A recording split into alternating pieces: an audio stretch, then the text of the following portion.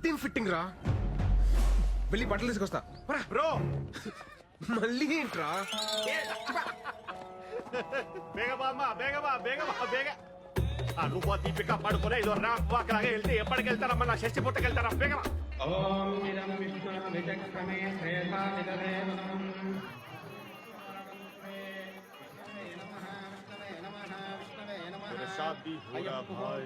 పంతులు తర్వాత గణపతి పూజ. అమ్మ గణపతి పూజ. రెండు మంత్రాలు మిస్ చేసావు నువ్వు. శ్రీనివాస కళ్యాణం 3 times చూసాను నేను. మంత్రాలు మిస్ చేశాడు గొత్తా. సరిగ్గా చదువు. వక్రతుండ మహాకాయ సూర్యకోటి సమప్రభ. బ్రో గణపతి పూజ చూడాలి కదా, అందుకే కదా నేను తీసుకొచ్చింది. నోడు నోడు నువ్వు పాడు పాడు. బాబు ఏ ఊరి మీది? మాది వైజాగ్ సార్. పెళ్ళయిందా? కాలేదండి. మా అన్నయ్య గారు అమ్మాయికి కూడా పెళ్లి సంబంధాలు చూస్తున్నాం. సార్ మీ నంబర్ ఇవ్వండి, మనం పెళ్లి అయిపోయిన తర్వాత మాట్లాడుకుందాం. సరే అమ్మాయిని తీసుకురండి. తీసుకురండి అమ్మా, త్వరగా త్వరగా. బ్రో అటు కాదు ఇటు చూడు. చూడు నోడు. అమ్మాయి అదిరిపోద్ది. అరే ఏంట్రా నీ సాడిజం?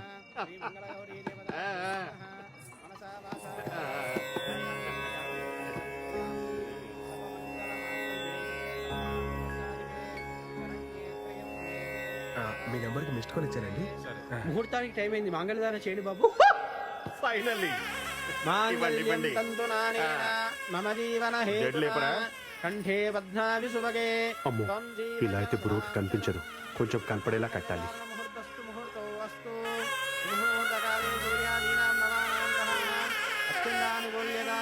నాకు ఈ పెళ్లి ఇష్టం లేదు. నాకేమి మామూలే, ముందు కట్టించుకో. నువ్వు ఆగు. అరే నాన్న, నాకు ఈ పెళ్లి ఇష్టం లేదు. పెళ్లి ఇష్టం లేదా? నిన్ను అడిగే కదా ఇవన్నీ అరేంజ్ చేశాం. ఇప్పుడు ఇలా మాట్లాడుతున్నావు ఏంటి? నాకు ఇప్పటిదాకా క్లారిటీ లేదు, ఇప్పుడే వచ్చింది. ఏటది? నేను లవ్ చేస్తున్నాను.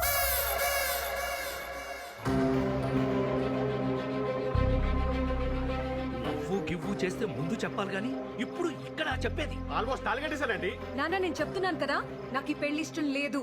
నేను లవ్ చేస్తున్నాను. పతునిది పట్టుకో, ఇక్కడే ఉండు. పెళ్లి ఆగిపోలేదు. ఏంటిది లవ్ చేస్తున్నాను లవ్ చేస్తున్నాను? ఎవరది చెప్పు, ఎవరది చెప్పు, ఎవరది చెప్పవా?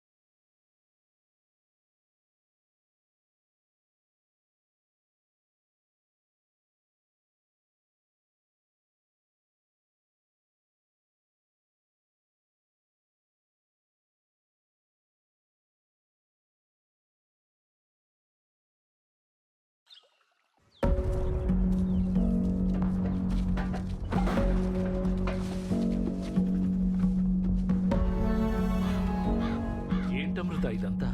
నాన్న నీకు చెప్పాను కదా, అతని తప్ప ఇంకెవరిని పెళ్లి చేసుకోనని. అది కాదే. అమ్మా నువ్వు మధ్యలో మాట్లాడుకో, నీకేం తెలీదు. అంతే నాన్న.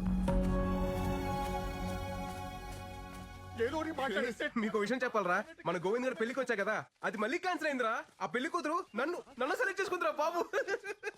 నన్ను చూపించి చేసుకుంటే నన్నే చేసుకుంటారు అంటుందిరా బాబు. అరే నిజంరా, మీకెందుకు అబద్ధాలు చెప్తాను. అసలు నువ్వు గోవింద్ గారి ఫేస్. Call you back. ఏంటి బ్రో ఇలా చేస్తావా? నేనే చేశాను బ్రో, నువ్వే కదా. సలాం రాకీ బాయ్, మేరా షాదీ హోరా బాయ్, తూ జరూర్ ఆనా బాయ్. నా పెళ్లికి రావాలా నువ్వు చూడాలా, నా పెళ్లికి రావాలా నువ్వు చూడాలా అని ఊగిపోయావే. ఆ అమ్మాయి నాకు కనెక్ట్ అయితే నన్ను హెంగ కొత్తే. ఆహా కేజీఎఫ్ తోటే WWF హైదరాబాద్ కి బా. మా అమ్మకి చెప్పి 15,000 రెంట్ పెంచకపోతే కేలు. ఇదే మెరటి వార్నింగ్ రా బాబు. నువ్వు పోరా పో. పెళ్లికి వచ్చి గిఫ్ట్ ఇవ్వాలి, పిల్లల్ని తీసుకపోకూడదు చెప్తున్నాను నేను. అరే నువ్వు నాకు రిటర్న్ గిఫ్ట్ ఇస్తే నా తప్పెలా అవుద్దురా? అప్పుడే అనుకున్నాను మిమ్మల్ని చూడగానే మీరు దండు పదం బ్యాచ్ అని. అరే గోవిందా ఇక ఈ బ్యానర్ ఎందుకు రే? నా వల్ల నీకు పెళ్లి సెట్ అయింది. నువ్వు నాకు రుణపడి ఉన్నావురా.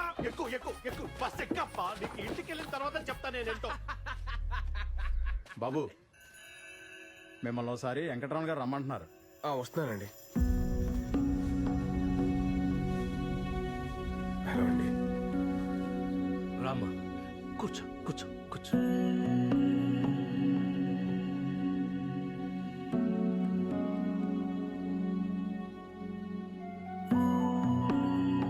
ఊరంతా నా కూతురు పెళ్లి చూసి అక్షంతలు వేసి వెళ్ళిపోతారనుకున్నాను, కానీ నన్ను చూసి నవ్వి వెళ్ళిపోయారు. ఇప్పుడు నా పరువు ప్రతిష్టల కన్నా మా అమ్మాయి సంతోషమే నాకు ముఖ్యం. తనకిష్టం లేని పెళ్లి చేస్తున్నానని నాకెక్కడో మనసులో పీకుతా ఉండేది. నిన్ను చూపించి పెళ్లి చేసుకుంటానన్నప్పుడు ఫస్ట్ నేను కంగారు పడిపోయాను. కానీ బాగా ఆలోచిస్తే అన్నీ అనుకున్నట్టే జరిగితే దేవుడికి ఇంకా పనే ఉంటుంది. నా కూతుర్ని పెళ్లి చేసుకుంటావా?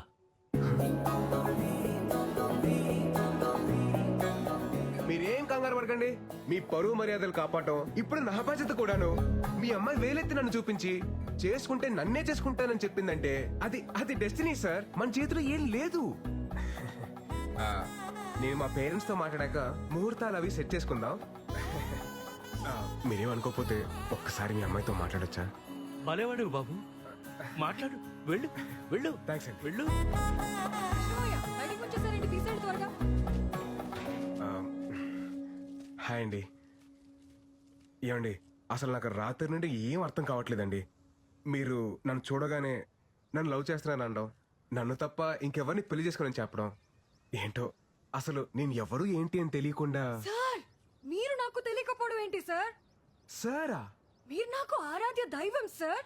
ఏంటండి ఆరాధ్య దైవమా? నేనా? How?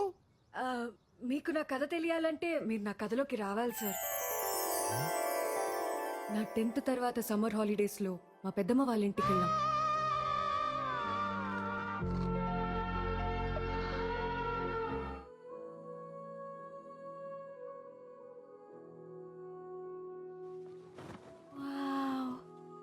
Love is such a great feeling నా. ఒసేయ్, రాహుల్ అనే వచ్చాడే. ఎప్పుడొచ్చారా? మా రాహుల్ అన్న లవ్ లో ఫెయిల్ అయ్యి సూసైడ్ అటెంప్ట్ చేశాడు. అప్పుడు నాకు అనిపించింది, హాయ్ బాబోయ్, లవ్ అన్నది సినిమాల్లో చూపించినట్టు బయట బాగోదేమో. ఇంటర్లో మా శిరీష మేడం ఎప్పుడు నవ్వుతూనే ఉండేది. తనకి పెళ్ళయింది, కానీ 1 month తర్వాత ఒకరోజు ఆవిడ ఏడుస్తూ కనిపించింది. తన హస్బెండ్ ఒక సైకో, నవ్వినా తప్పే ఏడ్చినా తప్పే అని తిట్టేవాడంట. అప్పుడు నాకు అనిపించింది, హాయ్ బాబోయ్, పెళ్ళనేది కూడా అంత హ్యాపీ విషయం కాదన్నమాట.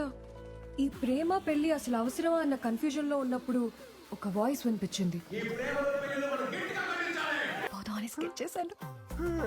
ఎస్కేప్ వెళ్ళిపోతామనే. అప్పుడు నా లైఫ్ లోకి వచ్చి గొప్ప క్లారిటీ ఇచ్చారు. ఇప్పుడు మళ్ళీ వచ్చి నాకు దారి చూపించారు. సూపర్ సార్, నన్ను సేవ్ చేయడానికి మళ్ళీ వచ్చారు. సార్, మీ నంబర్ చెప్పండి. 988 988 56 56 03 03 64. 64. సార్, వైజాగ్ రాగానే కాల్ చేస్తాను. Bye sir. Thank you sir.